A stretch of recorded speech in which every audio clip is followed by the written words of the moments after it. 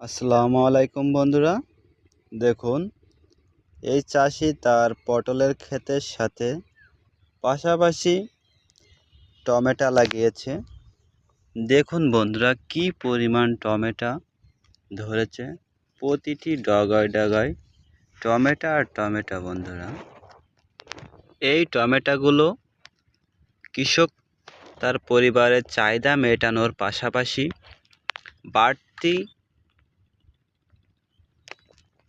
বাড়তি টমেটোগুলো বাজারে বিক্রয় করে অধিক মুনাফা লাভ করতে পারে। বন্ধুরা, এই যে পুরো 1.5 থেকে 2 বিঘা জমির পাশাপাশি সাথী ফসল হিসেবে টমেটো এবং রসুন চাষ করেছে। দেখুন বন্ধুরা, এই ফাঁকা জায়গাগুলোতে রসুন হবে। এই রসুন সারা বছরে কৃষকের চাহিদা মেটাতে পারবে, বাড়তি আর কোনো রসুন কেনা লাগবে না।